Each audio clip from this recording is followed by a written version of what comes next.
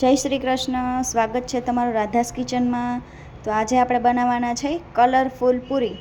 તો કલરફુલ પૂરી બનાવવા માટે આપણે સૌથી પહેલાં જોશે ઘઉંનો લોટ ઝીણો, પીસેલી પાલકની ભાજી છે, પીસેલું બીટ છે, મીઠું, તેલ અને તળવા માટે સૌથી પહેલાં આપણે ઘઉંનો લોટ લઈ લેવાનો. 1 વાટકી મેં અહીંયા ઘઉંનો લોટ લીધો છે. ત્યારબાદ આપણે એમાં થોડુંક મીઠું ઉમેરી દેવાનું, સ્વાદ પ્રમાણે મીઠું ઉમેરી દેવાનું, મિક્સ કરી લેવાનું.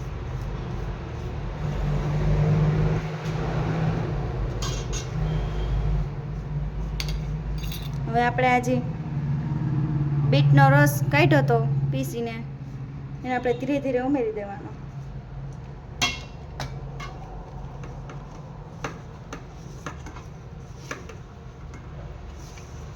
ધીરે ધીરે આપણે રોટલીનો લોટ હોય એવો લોટ બાંધી લેવાનો.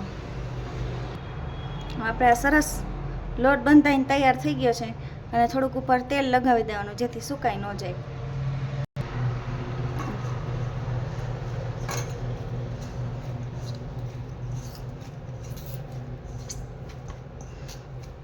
અને સાઈડમાં મૂકી દેવાનો થોડીક વાર. તો હવે આપણે પાછો 1 વાટકી ઘઉંનો લોટ લઈ લીધો છે.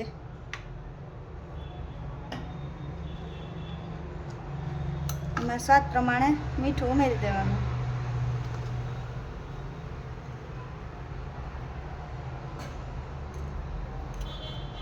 જેમ આપણે બીટનો લોટ બાંધ્યો એવી જ રીતે આને પાલકના પાનનો રસના લોટનો પણ આ બાંધી લેવાનો.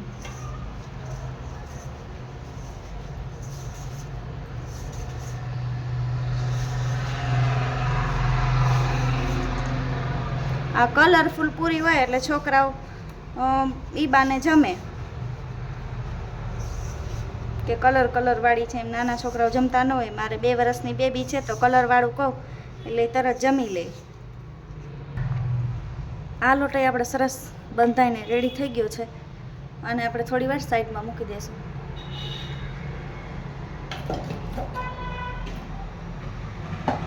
હવે આપણે અહીંયા પાછો વાટકી 1 ઘઉંનો લોટ લઈ લીધો.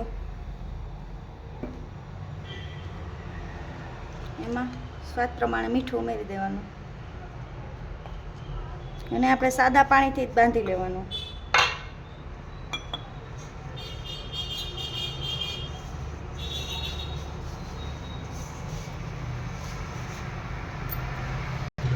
આપણે સરસ આવી રીતે 3 લોટ તૈયાર થઈ ગયા છે બંધાઈને. આમ ગોયણા બનાવી લેવા. જેટલો લોટ હોય એનું 1 ગોયણું મોટું બનાવી નાખવાનું આવી રીતે.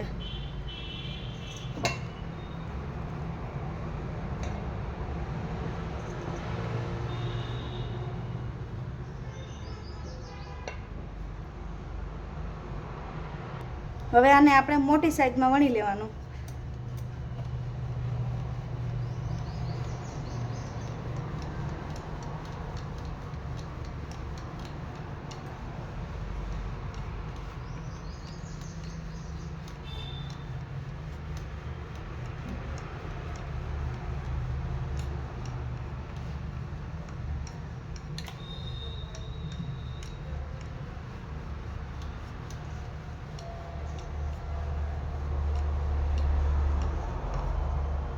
મેં આટલી જાડી રાખી છે. આપણે ત્રણેય લોટને આવી રીતે વણી લેવાના.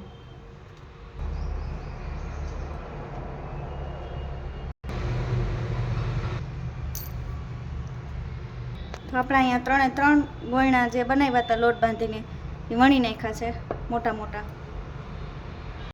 હવે આવી રીતે એક લઈ લેવાનું. ત્યારબાદ આ સાદો લોટ જે આપણે બાંધ્યો તો એ લઈ લેવાનો. ત્યારબાદ આ બીટનો રસ નાખીને બાંધ્યો તો એ લઈ લેવાનો. આપણે આને થોડીક વાર થોડુંક વણી લેશું. આપણે મીડિયમ ગેસે તેલ ગરમ થવા મૂકી દેવાનું.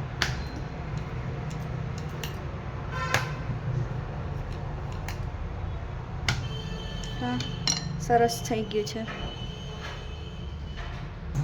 આપણે આનો રોલ વારી લેવાનો આવી રીતે.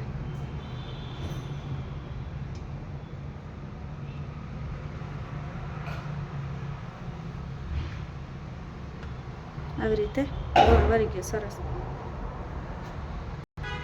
હવે આપણે આ દોરાની મદદથી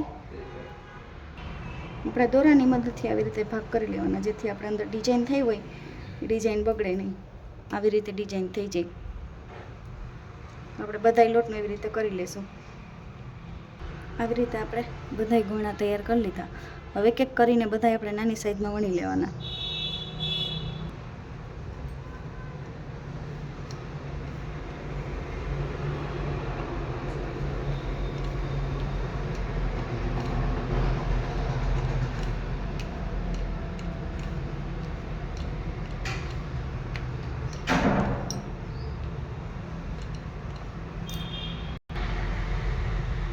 આવી રીતે વણી લેવાનું.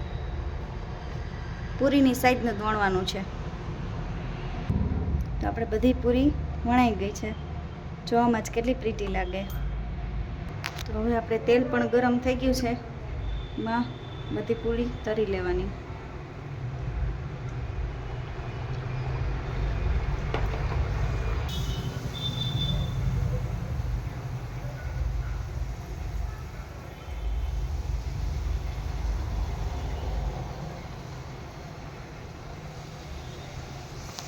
હવે આપણે પૂરી સરસ તરાઈ ગઈ છે અને બહાર કાઢી લેવાની.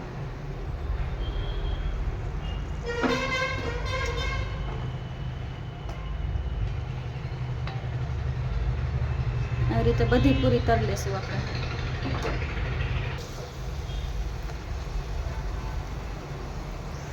તો આપણે કલરફુલ પૂરી તળાઈને સરસ તૈયાર થઈ ગઈ છે. જોતાં જ ખાવાનું મન થઈ જાય.